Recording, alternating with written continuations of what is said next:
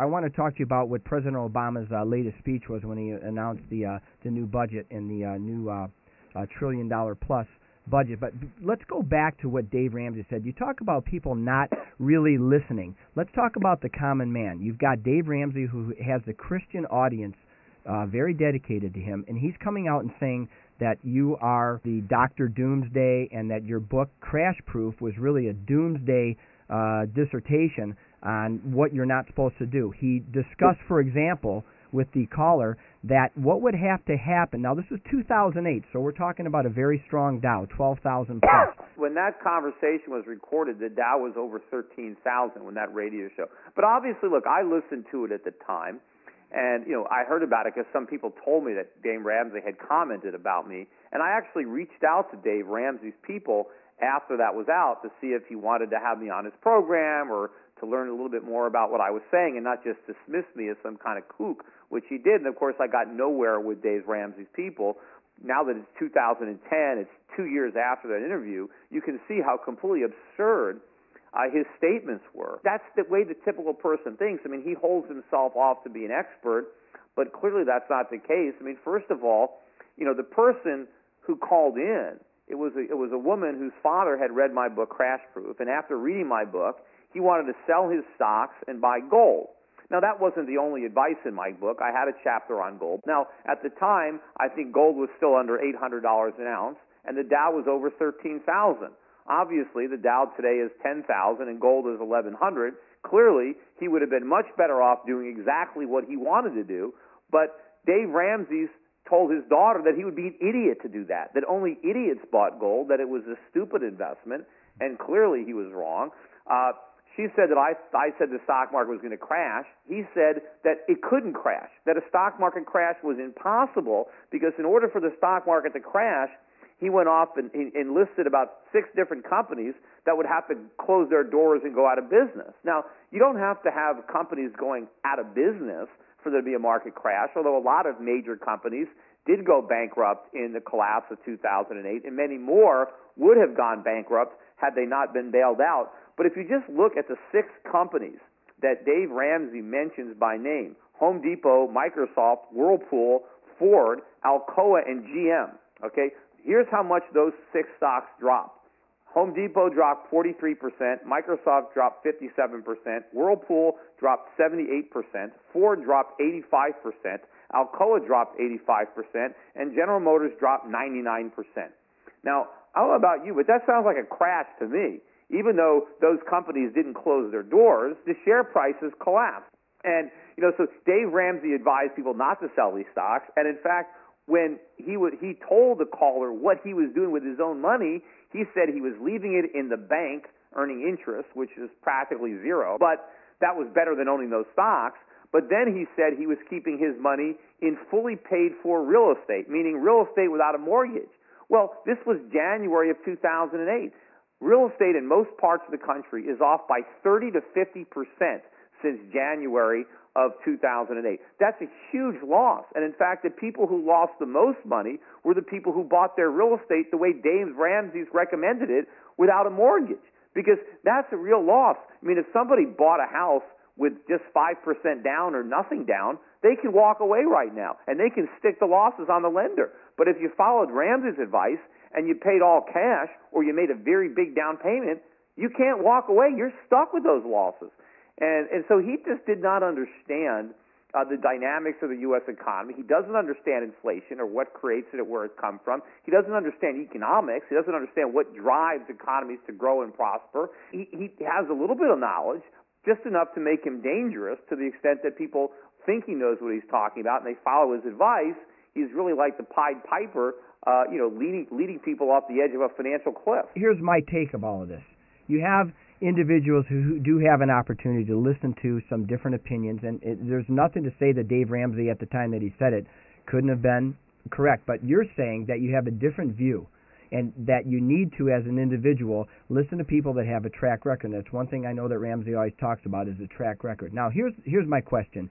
On a macroeconomic level, I understand that you're very frustrated because you're not getting any attention or seemingly not getting the kind of attention you need from the Obama administration. You've decided to run for Senate. Now, from the standpoint of an individual living in Michigan, and they like what you're saying, we're all about this type of new mentality in Washington, what, first off, are your chances of winning the Senate seat? Well, I don't know. I mean, I have to win the Republican nomination, and I'm running against two people. One of them is a career bureaucrat politician who's was a representative for 6 years in Congress, and so he's running as a senator. And then I have another business person, Linda McMahon, who's very wealthy. Her and her husband are worth close to $1 billion, and she's spending a tremendous amount of money trying to get elected. And then there's me. So there's the three of us, and so I have to win the primary. So figure my chances of winning the primary. I mean, it's at least 1 out of 3 because there's 3 of us. But maybe it's, I got a 50-50 shot of winning the Republican primary. And then, I've got to run and win in the general election. So I don't know, maybe if my odds are 50% there, so maybe I got a 1 in 4 chance of winning. I don't know how to really handicap it, but I think it is a real possibility that I could be the next senator from Connecticut, and I think that would be a major step in the right direction. Because right now, everything that's being done in the United States Senate is wrong. I mean, everything the government has done in the aftermath of this crisis has simply set the stage for a bigger crisis. They're making the same mistakes they made after the NASDAQ bubble burst. The government created the housing bubble. It was the result of their monetary policy and their regulatory policies. That's why we had it. It wasn't because of Wall Street greed. It was because of government incompetence that this happened. And unfortunately, they're just as incompetent now, if not more so. The damage being done to the U.S. economy by current monetary policy and regulatory policy is even worse. The aftermath of it is going to be horrific for most Americans, not only in their general lives and their standards of living, but certainly for investors and savers and the implications for the value of what they've saved or invested. Now, for the benefit of a Detroit metropolitan area listener, I want to just kind of paraphrase and correct me or tell me if I'm not correct, but I believe this is a fair statement. I've heard you say things like, to the common man, you are the answer. It's your drive, it's your competition, your fearlessness, your entrepreneurship that built this country and made it great. It's the everlasting character of America which will rebuild it again. What do you say to a Detroiter who's been decimated, an automotive engineer, 48 years old, specialized in automotive, a CEO of a public relations company that relied on the automotive industry? What do you see for a Detroiter to look forward to? Yeah, I mean, we need, to bring back our automobile industry. We need a vibrant automobile industry in the United States. We need it desperately. But we're not going to get it back based on some kind of government initiative or government plan. We have to recreate the automobile industry the way we created it in the first place.